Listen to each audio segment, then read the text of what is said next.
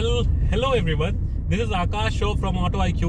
और आज का जो वीडियो होने वाला है वो होने वाला है टाटा के एक ऐसे फैक्टर के बारे में जो कि बहुत ज़्यादा क्रिटिसाइज किया जाता है among the consumers and users of Tata, any Tata, B it Tiago और सफारी और जो भी टाटा मार्केट में आ रही सभी को ये कवर कर रहा है जो मैं कह रहा हूँ स्टेटमेंट। ये जो टॉपिक है क्या, अब ये टॉपिक है टाटा की सर्विस क्वालिटी, क्योंकि गाड़ी तो बहुत शानदार बनाते हैं ये, fuel economy wise, safety wise, मजबूती वाइज, एवरीथिंग, बट इनका जो सर्विस सेंटर एक्सपीरियंस है वो एक क्रिटिकल इशू है, ठीक है। और ये मैंने अभी रिसेंटली एक्सपीरियंस किया है। रिसेंटली मैंने सर्विस कराई थी और उस सर्विस के बाद मैं बहुत सारे इंसाइट्स लेकर आपके साथ आया हूँ और मैंने कहा आपके साथ शेयर किया जाए, अपने व्यूअर्स के साथ, सब्सक्राइबर्स के साथ, सभी जो भी इस वीडियो को देख रहे हैं। इस वीडियो को आपको क्यों देखना चाहिए? अगर आप टाटा की कोई भी गाड़ी लेने जा रहे हैं, मैं सिर्फ टियागो की बात नहीं कर रहा, कोई भी आप ऑल्ट्रोस, हैरियर, सफारी, नेक्सन कुछ भी लेने जा रहे हो तो आपके ऊपर ये अप्लाइड है, क्योंकि इनका सर्विस सेंटर तो वही रहेगा और वो एक्सपीरियंस भी आपका वही रहने वाला है, क्योंकि इनके एग्जीक्यूटिव से वही रहने वाले हैं। तो सर्विस सेंटर का एक्सपीरियंस कैसा है ये आपको इस वीडियो में मिल जाएगा। पार्ट्स के कॉस्ट कैसे थे ये भी मैं शेयर करूँगा, इनवॉइस दिखा के शेयर करूँगा, तो वो भी आप को काफ़ी कुछ इंसाइट दे देगा। अपार्ट फ्रॉम दैट, ये लोग कितना सीरियस लेते हैं आपके इश्यूज़ को, जब आप जाते हो उनको कुछ बताते हो, तो वो वाली चीज़ भी मैं डिस्कस करूँगा, बिल्कुल खुल के डिस्कस करूँगा, कोई दिक्कत नहीं है मुझे। सर्विस में कितना टाइम लेते हैं, क्या लेते हैं, और आपकी सुविधाओं का कितना ध्यान रखते हैं, क्या रखते हैं, वो सारी चीज़ें मैं बताने वाला हूँ। तो वो लोग जो कहते हैं कि मैं बायस्ड हूँ और टाटा की मैं बस तारीफों के पुल बांधता जाता हूँ, आज वो लोग बहुत सेटिस्फाई होने वाले हैं, क्योंकि इस वीडियो में टाटा की तारीफों से ज़्यादा इनकी बुराई सुनने को मिलेगी आपको मेरे मुँह से। क्योंकि गाड़ी लेते समय आप वो एक्सपीरियंस नहीं कर पाते जो आप कार के ओनरशिप में कर पाओगे, क्योंकि गाड़ी लेते समय तो आपके साथ अच्छे डील करेंगे ना भाई, कस्टमर को पटाना है, उससे पैसे निकलवाने हैं, टॉप मॉडल दिलवाना है, कैसे भी करेंगे, तो उस समय तो बहुत अच्छा बिहेवियर रहता है। लेकिन आफ्टर सम टाइम, तो 3 साल 1 साल बाद जो इनका बिहेवियर होता है कस्टमर को लेके, कस्टमर की तरफ जो इनका सीरियसनेस होता है वो चेंज होता है। तो इस वीडियो को अगर आप देखते हैं अंत तक तो आपको ये सारी चीज़ें जानने को मिल जाएगी कि भाई 3 साल पुराना ओनर, जैसे कि मैं हूँ, 3 साल से इस गाड़ी को रखा हुआ मैंने, तो 3 साल पुराने ओनर को किस तरह से ये लोग डील करते हैं। जो मैंने सर्विस कराई 3 साल वाली सर्विस थी, सेकंड पेड सर्विस जिसको कहते हैं, तो उसमें कितने का बिल बना, कैसे पार्ट्स की कॉस्ट है, ये सारी चीज़ें मैं आपके सामने बिल्कुल खोल कर रखने वाला हूँ, कुछ भी नहीं छुपाऊंगा मैं। अगर ये सारी चीज़ें आपके काम की है, इस वीडियो को आप पूरा एंड तक देखिए, आपको बहुत कुछ पता चल जाएगा इसके बारे में, इनकी ओनरशिप के बारे में। अगर आपने अभी तक ऑटो आईक्यू चैनल को सब्सक्राइब नहीं किया है तो कंसिडर सब्सक्राइबिंग दिस चैनल। हम लोग बहुत ही अनबायस्ड कंटेंट बनाते हैं चैनल पे, और ऑटोमोटिव अवेयरनेस रिलेटेड कंटेंट ज़्यादातर होता है। ये चीज़ आपके लिए अगर यूजफुल है तो you can consider subscribing this channel.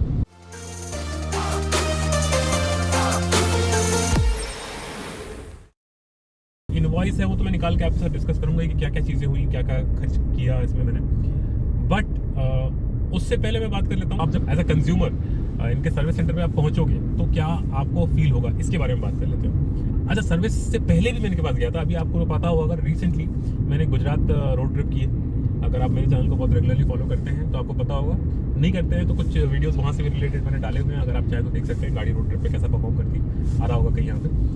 तो रिसेंटली जो मैंने गुजरात रोड ट्रिप की थी उससे ठीक पहले, 1 दिन पहले, मैं सर्विस सेंटर के पास से गुजर रहा था। सर्विस सेंटर मेरे घर के पास नहीं है, पहली चीज़ तो लगभग 30 किलोमीटर है, तो काफ़ी बहुत रेयरली जाना होता है उस साइड।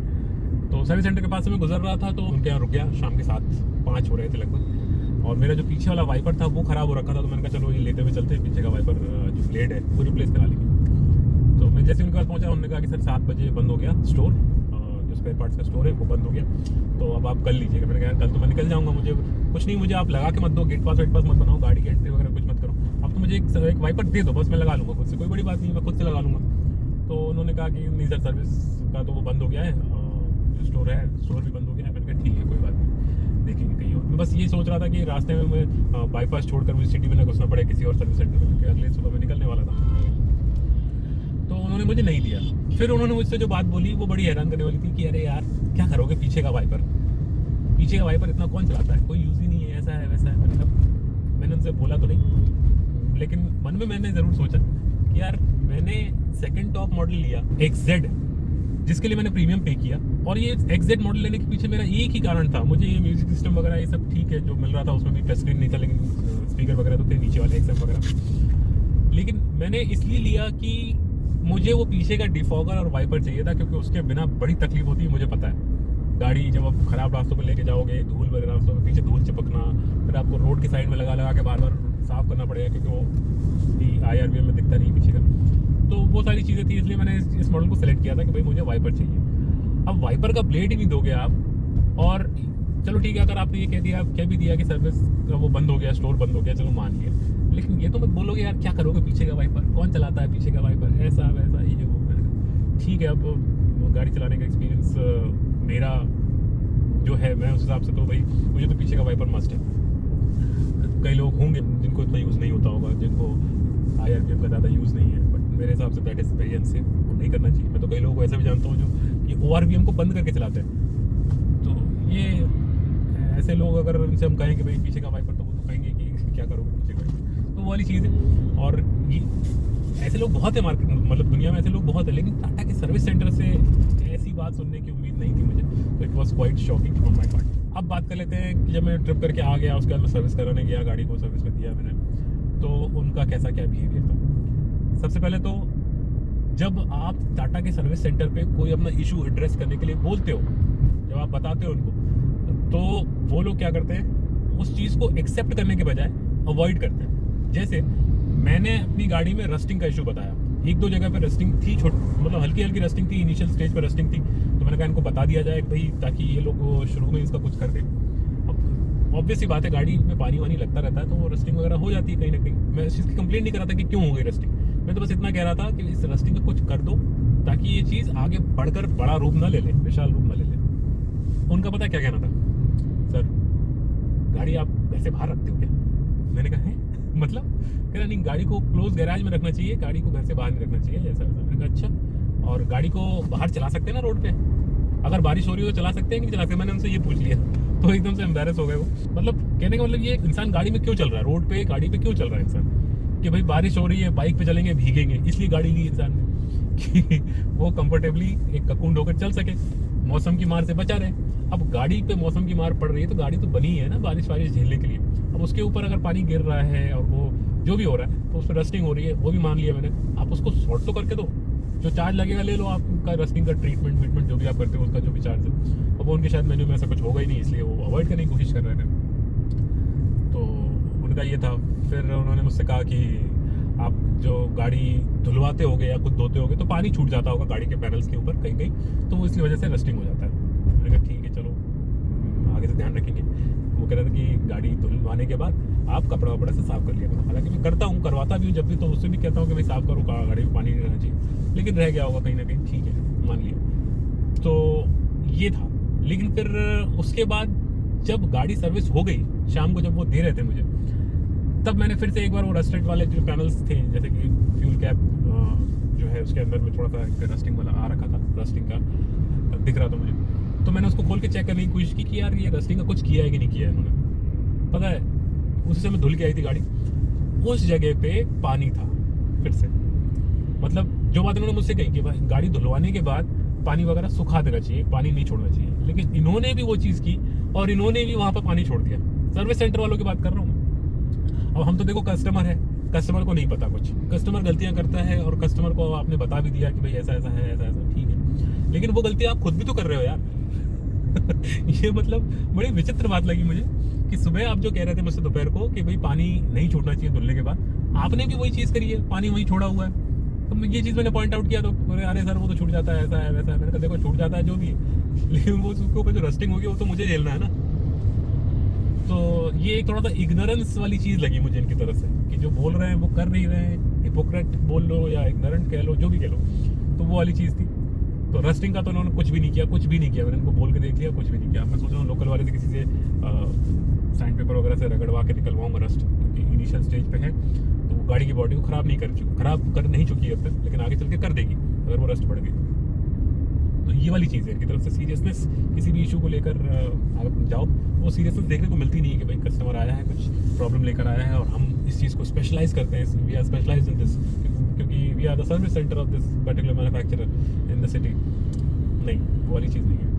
एक और जो इशू मैन्युफैक्चरिंग डिफेक्ट के रूप में मुझे दिख रहा था इसमें, कि सामने का जो वाइपर है, फ्रंट विंडशील्ड वाइपर जो है, वाइपर की जो आर्म का बेस है, बिल्कुल नीचे वाला हिस्सा, ये जो नीचे वाला हिस्सा है, इस जगह पे रस्टिंग तो नहीं लेकिन पेंट चिप ऑफ हो गया है। मतलब जो ब्लैक कलर का पेंट होता है उसके ऊपर पाउडर कोटेड रहता है शायद, वो चिप ऑफ हो गया, और उसके नीचे जो वाइट सा आपको दिख रहा होगा, मतलब एक तरह से मेटल का करोजन है। अब ये जो भी मेटल है मुझे नहीं पता, आयरन या स्टील तो नहीं है, क्योंकि रस्टिंग जो हो रही है इस पर करोजन जो हो रहा है वो रेड कलर का नहीं है, बट जो भी मेटल है ये करोजन का शिकार हो रहा है।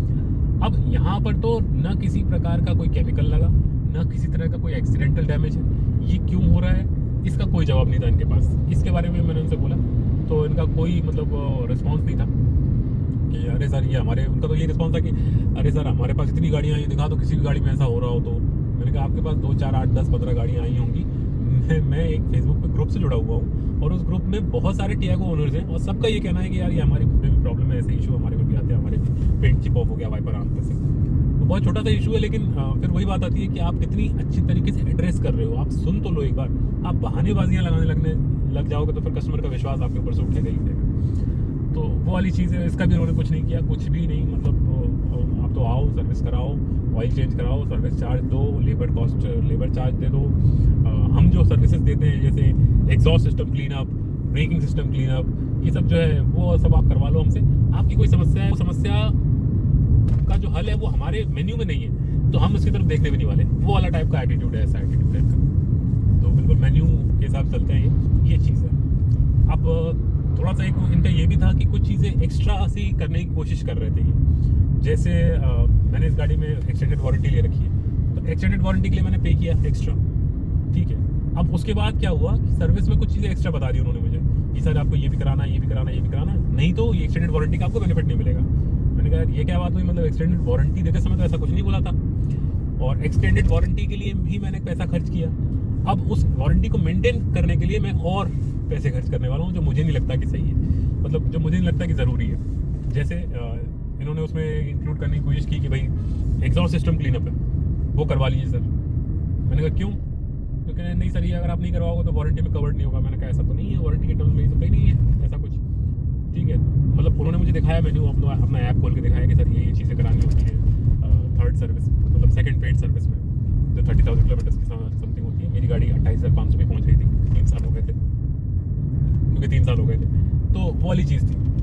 तो मैंने कहा यार ये एग्जॉस्ट सिस्टम क्लीनअप तो मुझे सेंस नहीं लगता, क्योंकि ना मेरी गाड़ी किसी बाढ़ग्रस्त क्षेत्र में रहती है, ठीक है, ना मैंने कहीं वाटर वेडिंग करी है कि पानी गया उसके अंदर या ऐसा कुछ, ठीक है। बहुत संभाल के रखता हूँ मैं गाड़ी, तो मुझे नहीं लगता कि इसमें अंदर रस्टिंग वगैरह कुछ अगर हो भी रही होगी तो बहुत मामूली हो गया। उसकी मुझे ये एग्जॉस्ट सिस्टम क्लीनअप की ज़रूरत नहीं है, काफ़ी अच्छा खासा एक्सपेंसिव था, मुझे याद नहीं एक्जैक्टली कितने का था, क्योंकि मैंने वो करवाया नहीं। तो मैंने उनको मना कर दिया, फिर वो दिखाने की कोशिश करने लगे, लेकिन उनके ऐप में वो नहीं मिला, तो फिर वो भी मान गए कि ठीक है चलो कोई बात नहीं। लेकिन और चीज़ें जो थी वो उन्होंने इसके हिसाब से करवाई, जैसे ब्रेकिंग की मेंटेनेंस वगैरह। ये उन्होंने कहा कि इसके बिना तो आपकी गाड़ी वारंटी जो आप एक्सटेंडेड वारंटी ले रहे हो वो उस पर कवर्ड नहीं होगी। मैंने कहा ठीक है यार चलो कर दो, क्या कर सकते हैं। मतलब एक तरह से एक्सटेंडेड वारंटी जो है ना इनकी, वो लेकर फंसने वाली चीज़ थी, फंसने वाली बात हो गई थी। और यही इसी वजह से मेरे कुछ फ्रेंड्स ने बोला था कि इनका रोड साइड असिस्टेंस मत लो, क्योंकि बहुत नाटक करते हैं। बहुत सारे मैंने वीडियोस भी देखे हैं कि भाई अगर आपको रोड साइड असिस्टेंस की ज़रूरत पड़ गई कभी बीच रास्ते में, तो ये आप तक पहुंचने में इतना समय लगाएंगे कि आपको खुद लगने लग जाएगा कि यार मैं किसी लोकल मैकेनिक से या टो करवाने वाले से मैं लोकल मतलब पास वाले टाटा सर्विस सेंटर पे पहुंचा दूँ, मैं इनके RS के ऊपर डिपेंडेंट ना रहूँ। तो ये चीज़ मुझे इनकी सर्विस लेने से मना मतलब रोक रही थी, और ये चीज़ प्रूव भी हो गई। इनकी एक्सटेंडेड वारंटी लेकर मैं भी पछता रहा हूँ, कोई ज़रूरत नहीं थी मुझे लेने की, बट ले लिया मैंने। क्योंकि एक ये भी है ना कि टाटा का मैंने मतलब फील किया हुआ है कि जैसे गाड़ी पुरानी होती है कुछ ना कुछ बड़े कंपोनेंट्स में दिक्कत आने लग जाएगी। तो बहुत लोग ऐसा बोलते हैं, मेरी गाड़ी में अभी तक ऐसा कुछ नहीं हुआ, लेकिन अगर कुछ एक्सपेंसिव कंपोनेंट चले गए मैन्युफैक्चरिंग डिफेक्ट की वजह से ऐसा कुछ भी, तो वो एक्सटेंडेड वारंटी मुझे सेफ रखेगी हैवी एक्सपेंडिचर से। इस वजह से मैंने ले ली थी एक्सटेंडेड वारंटी को। ये तो हो गई टाटा सर्विस सेंटर पे एक्सपीरियंस वाली बात। हाँ, इसमें एक बड़ा डाउटफुल सा एक्सपीरियंस मेरा था कि जब मैं सर्विस सेंटर पे पहुंचा, लगभग 2 बजे समथिंग पहुंचा मैं, और गाड़ी वाड़ी मैंने दे दी उनको, सब चीज़ें दिखा दी कर दी। और फिर उन्होंने कहा कि सर इसको तो होने में शाम के 6 साढ़े 6 बज जाएंगे, आप एक काम करो, आप अपना काम निपटा लो कोई सा अगर आप, क्योंकि मैं बाहर से आया हुआ था। तो उन्होंने मुझसे कहा कि आप काम निपटा लो। मैंने कहा ठीक है चलो काम निपटाते हैं इनका, मतलब अपना। मैंने फिर ये कहा कि भाई मेरे पास गाड़ी वाड़ी नहीं है, कुछ भी नहीं है, मैं काम करना भी चाहूँगा तो फिर कैसे जाऊँगा। मैंने कहा रहने दो यार, मैं वेट कर लूँगा, कोई दिक्कत नहीं। तो सर्विस सेंटर एग्जीक्यूटिव जो थे उन्होंने कहा कि आप चिंता मत करो सर, आप तो मेरी बाइक ले जाओ, आप मेरी बाइक ले जाओ, आप आराम से आना, आराम से काम वाम कर लो। तो मैंने उनकी बाइक ले ली और निकल गया। फिर कुछ काम वाम निपटाने के बाद मैं लंच कर रहा था, तब मेरे दिमाग में एकदम से आया कि यार कहीं ऐसा तो नहीं कि कोई स्कैम कर रहे हैं और कस्टमर को भगा दिया और कोई कंज्यूमेबल चीज़ें जैसे कि इंजन ऑयल वगैरह ये सब जो है बिल में डाल देंगे और इंजन में डालेंगे ही नहीं। तो इस तरह कोई स्कैम तो नहीं कर रहे हैं ये। तो मैंने फटाफट बाइक उठाई और मैं सर्विस सेंटर पहुँच गया। तो लगभग 4-4:30 पे ही पहुँच गया मैं सर्विस सेंटर, जबकि उनको एक्सपेक्टेड था कि 6-6:30 तक आएंगे। तो मैं जल्दी पहुँच गया। उन्होंने कहा कि सर अभी तो हुई नहीं गाड़ी। मैंने कहा कोई बात नहीं, मैं देखूँगा, आप तो करो सर्विस। अब डाउट जब हुआ था मुझे, तो उसी समय मैंने क्या किया, वो जो बाइक मुझे दी थी उन्होंने, उस बाइक का मैं नंबर परिवहन.gov.in पे जाके मैंने ओनरशिप चेक की कि बाइक किसके नाम पे। तो पता चला कि बाइक जो है वो डीलरशिप के नाम पे थी, जिस डीलरशिप की वो सर्विस सेंटर थी उनके नाम पे थी। और इन्होंने मुझे जो बाइक दी थी, वही वाली बाइक जब दी थी, तो उन्होंने मुझसे कहा था कि मेरी पर्सनल बाइक है। तो यहाँ पर मुझे थोड़ा सा एक इनका झूठ वाली बात फील हुई कि इन्होंने झूठ बोला मुझसे कि सर्विस सेंटर की बाइक थी और पर्सनल बोल के दी मुझे। तब मेरा और ज़्यादा शक हो गया मुझे कि यार ये कहीं सच में इनका कोई स्कैम तो नहीं चल रहा है। इसलिए मैं फटाफट गया था सर्विस सेंटर वापस। तो सर्विस सेंटर जाके फिर मैंने देखा, हालांकि इंजन ऑयल वगैरह डाल चुके थे वो, लेकिन फिर मैंने चेक किया लिपस्टिक वगैरह निकाल के, तो इंजन ऑयल नया था, फ्लश वगैरह भी किया हुआ था इन्होंने, कूलेंट वगैरह भी डाला हुआ था। तो ऐसा कुछ मुझे मिला नहीं कि इन्होंने कुछ स्कैम किया। हो सकता है मैं जल्दी पहुँच गया इस वजह से नहीं कर पाए, या हो सकता है कि आउट ऑफ ह्यूमैनिटी दी उन्होंने। तो मतलब यहाँ पर मैं एकदम ठीक नहीं कह सकता कि ये जो चीज़ हुई, जो बाइक दी उन्होंने मुझे और ये सब, ये इसके पीछे इंसानियत थी या किसी तरह का कोई स्कैम करने का कोई इरादा था जो फेल हो गया। तो ये मुझे लगा आपको बताना चाहिए, इसलिए मैंने शेयर किया इसमें। क्यों हाँ, एक अच्छी बात जो डेफिनेटली अच्छी बात है इसमें, मतलब कोई शक ही नहीं है मुझे, वो ये कि क्योंकि मैं थोड़ा दूर से गया हुआ था इनके पास सर्विस सेंटर पे, तो इनको पता था कि ये सर को आज के आज ही गाड़ी चाहिए। तो मेरी गाड़ी से पहले भी 1-2 गाड़ियाँ लगी हुई थी शायद, तो उन्होंने उस गाड़ी को पोस्टपोन कर दिया। सैटरडे का दिन था, उस दिन सैटरडे था और संडे को बंद रहता सर्विस सेंटर। तो उन्होंने उन गाड़ियों को मंडे पे डाल दिया ओनर्स को फ़ोन करके, क्योंकि वो ओनर्स लोकल के थे और मैं थोड़ा बाहर से आया हुआ था। तो उन्होंने मेरी गाड़ी को प्रायोरिटी बेसिस पर रख के सर्विस करा दिया उसी दिन, 7-7:30 तक इन्होंने दिया। तो ये बहुत ही अच्छा मतलब थॉटफुल लगा मुझे उनकी तरफ से कि कस्टमर को तकलीफ ना हो, बस से घर में जाना पड़ जाए। तो इन चीज़ों का ध्यान रख के उन्होंने प्रायोरिटी बेसिस पे मेरी गाड़ी को जल्दी कर दिया। ये एक पॉजिटिव पॉइंट था जो मुझे लगा। अब रही बात जो इनवॉइस की है, वो इनवॉइस के लिए तो मैं आपको मतलब जो सर्विस हुआ उस इनवॉइस पे कितना कौन सी चीज़ हुई और उसका क्या क्या कॉस्ट बैठा, मैं आपको गाड़ी साइड में रोक कर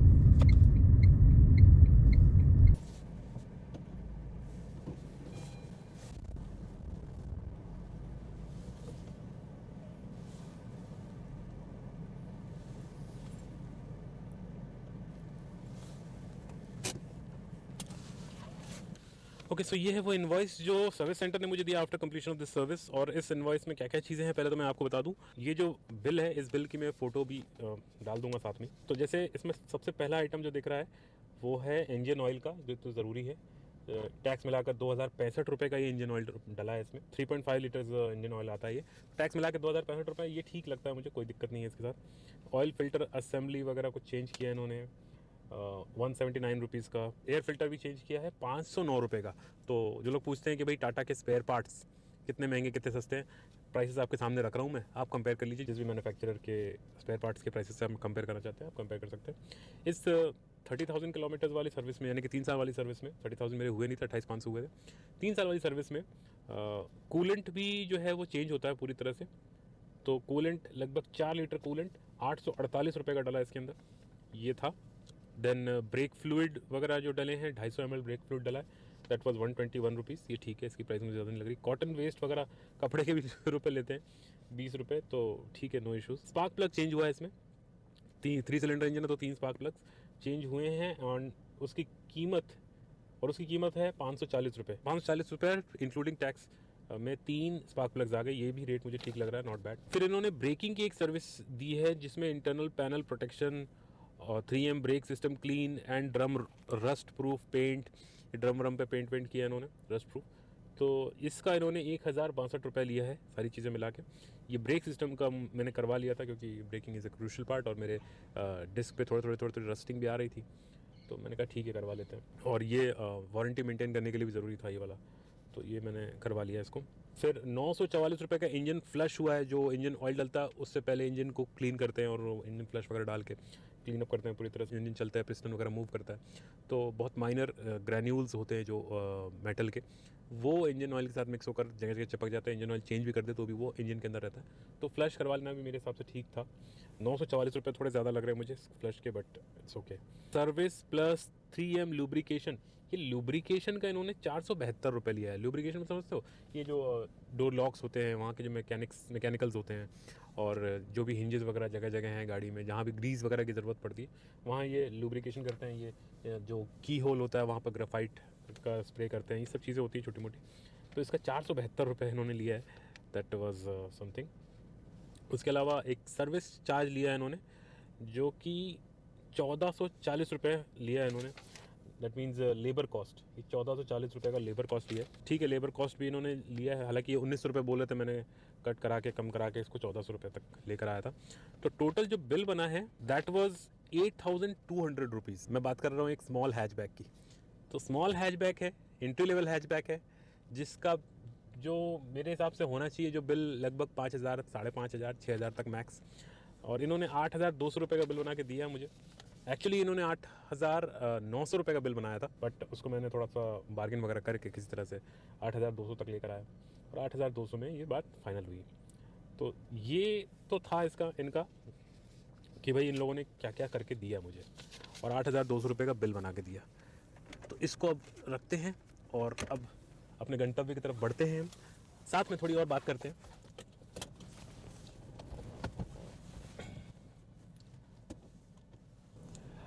एक और मेरा एक्सपीरियंस है जो कि इस साल का नहीं है, ये पिछले साल लास्ट ईयर का है, शायद अगस्त के समथिंग मैंने इसको करवाया था। कि जो मेरी गाड़ी की जो फ्रंट हेडलाइट है, बंदरों ने उसके ऊपर ईंट गिरा दी थी, जिस वजह से जो हेडलाइट का जो कवर होता है, जो ग्लास तो नहीं, प्लास्टिक ही होता है वो एक तरह का, वो टूट गया था कवर।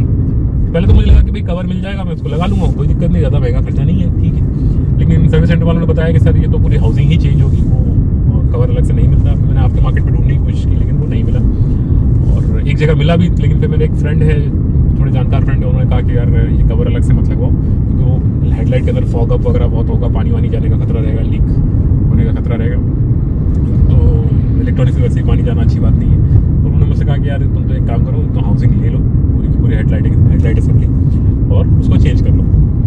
तो मैंने वही किया फिर, बट जब इसको करने गया तो उन्होंने मुझे इसकी कॉस्ट बताई लगभग 4000 रुपीज़। 4000 रुपये की जो हेडलाइट असेंबली थी राइट साइड की, एक साइड की, वो 4000 रुपये की बैठी मुझे। तो अब आप इसको कंपेयर कर सकते हैं किसी दूसरी गाड़ियों से, जैसे कि मारुति से अगर हम बात कर लेते हैं, मारुति की सेम क्लास ऑफ कार्स में मारुति में जो आती है वो आती है स्विफ्ट। तो स्विफ्ट की अगर हेडलाइट असेंबली लेने जाओ आप, तो वो कितने का आएगा, मैं ऑनलाइन सर्च करके यहाँ डाल दूंगा, आप खुद कंपेयर कर लेना कि टाटा टियागो की 4000 की आई थी हेडलाइट असेंबली, और स्विफ्ट की कितने की आती है। इसमें एक रिक्वेस्ट और थी कमेंट सेक्शन में कि किसी प्रकार का कोई मैल फंक्शन वगैरह हुआ है अगर, जिसको मैंने एक्सपीरियंस किया हो। तो हाँ, एक मैल फंक्शन शुरू से है, अभी तक मैं उसको एक्सपीरियंस कर रहा हूँ, और अब तो मैं उसको इग्नोर भी करने लग गया हूँ। और वो था ये जो इसका चिलर होता है, जो ग्लव बॉक्स के अंदर जो कूल्ड एयर ग्लव बॉक्स वाला फीचर है, वो फीचर कभी काम ही नहीं किया इसमें। शुरू से अंदर कूलिंग नहीं होती थी, ठंडा पानी में रख देता था मैं उसके अंदर, तो भी वो नॉर्मल टेम्परेचर में आके फिर गर्म भी हो जाता था। चलती गाड़ी में भी वो अपना टेम्परेचर होल्ड नहीं कर पाती थी, ठंडा पानी भी अगर आपने रखा है तो वो नॉर्मल हो जाता था। चलती गाड़ी में एसी चल रहा है, एसी की हवा भी मैंने अंदर डायरेक्ट कर रखी, सब कुछ कर रखा, फिर भी वो फीचर कभी काम नहीं किया। मैंने 2-3 बार सर्विस सेंटर में दिखाया, डैशबोर्ड भी खुल चुका है इसका, एक बार डैशबोर्ड भी उतरा था नीचे, बट उन लोगों ने करके दिया, बोला कि अब सही हो जाएगा सर, अब कोई दिक्कत नहीं आएगी। लेकिन वो दिक्कत एज इट इज़ वैसी की वैसी रही, कभी सही नहीं हुई। तो ये एक मैल फंक्शन मैंने जो फील किया वो मैंने सोचा इसका आपके साथ शेयर कर देना चाहिए। प्लस जो रैटलिंग नॉइस है, Tata is known for this, तो रैटलिंग नॉइसेस वगैरह भी आती रहती हैं जगह जगह से, लेकिन अब उसकी एक समय के बाद आदत पड़ जाती है, तो अब तो मुझे शायद फील भी नहीं होता उतना रैटलिंग नॉइसेस वगैरह। तो ये भी अगर आप टाटा की गाड़ी ले रहे हैं तो you have to learn to live with this. एक दो छोटे मोटे इश्यूज और हुए थे, जैसे कि लेफ्ट साइड का जो रियर डोर है वो डोर बंद हो गया था, वो बाहर से नहीं खुल रहा था, अंदर से भी नहीं खुल रहा था, कहीं से भी नहीं खुल रहा था। चाइल्ड लॉक का इशू नहीं था उसमें, मैंने देख लिया था, तो वो प्लीज़ ये डाउट मत करिएगा कि मुझे चाइल्ड लॉक के बारे में नहीं पता। तो उसको तो मैंने खुद से ही, मतलब क्योंकि वो बहुत ज़रूरी था उसको खोलना, क्योंकि ये वाला डोर खोलना उतना ज़्यादा सेफ नहीं होता राइट साइड वाला, तो उसको तो मैंने खुद से ही करके स्क्रू ड्राइवर वगैरह फंसा के कुछ करके उसको सही कर दिया था। थोड़ा सा लॉक टेढ़ा हो गया था। एक बार ये लेफ्ट साइड का डोर का लॉक ज़रूर फंस गया था, नहीं खुल रहा था, तो वो सर्विस सेंटर वालों ने सही करके दिया। लेफ्ट साइड मतलब पैसेंजर साइड फ्रंट डोर। ये क्या हो गया था कि अंदर से नहीं खुल रहा था, बाहर से खुल रहा था। मतलब बाहर से आप हैंडल से खोलो तो खुल जाएगा, अंदर से नहीं खुल रहा था, चाहे वो लॉक्ड हो या चाहे अनलॉक्ड हो। ये वाली एक इशू आई थी, सर्विस सेंटर ने इसको सही करके दे दिया था, कुछ रॉड वगैरह टेढ़ा हो गया था बोल रहे थे, तो कोई कॉस्ट भी नहीं लिया था क्योंकि कुछ रिप्लेस नहीं हुआ था उसके अंदर। एक बार जो बूट डोर है, बूटलेट, वो बूटलेट भी एक बार गया था, मतलब वो भी फंस गया था। तो उसके अंदर भी वो जो अंदर से जो लैच होता है, इसको उंगली से खोले अगर तो खुल जाता है, तो वो टेढ़ा हो गया था, उसको भी मैंने प्लास से खुद ही सीधा कर दिया था। तो उसमें भी सर्विस सेंटर की जरूरत नहीं पड़ी, वो मैंने कर लिया था। सिंपल गाड़ी होने का ये फायदा होता है, मैकेनिकल चीज़ें जो होती है ना, थोड़ा बहुत आप घर पे भी कर सकते हो। अगर वो इलेक्ट्रॉनिक्स से सारी चीज़ें चलने लग जाए तो फिर वो सब चीज़ें करना संभव नहीं होता, फिर छोटी छोटी चीज़ों को लेकर भी सर्विस सेंटर लेके जाना पड़ता है। तो ये था मेरा एक्सपीरियंस टाटा को 3 साल ओन करने पे, जो सर्विस का कैसा एक्सपीरियंस रहता है, ओनरशिप का कैसा एक्सपीरियंस रहता है, रस्टिंग वेस्टिंग के इश्यूज आते हैं, कैसे आते हैं, क्या आते हैं, ये मैंने आपसे शेयर करने की कोशिश की। अगर कुछ छूट गया हो मुझसे तो, और आपने फील किया उस चीज़ को, तो आप मुझसे कमेंट सेक्शन में पूछ सकते हैं या बता सकते हैं। अगर आप भी टियागो के ओनर हैं तो आप भी कुछ ना कुछ ऑब्वियसली अपने इंसाइट रखते ही होंगे बताने के लिए, तो प्लीज़ मैं रिक्वेस्ट करूँगा कि आप वो चीज़ मुझसे शेयर करें। रोड पे अगर आप चलते हैं तो सुरक्षित चलिए, इंडिकेटर्स का इस्तेमाल करिए, लो बीम पर गाड़ी चलाइए, सीट बेल्ट लगाइए, और सड़क को अपने लिए ही नहीं बल्कि को रोड यूजर्स के लिए भी सुरक्षित बनाइए। धन्यवाद।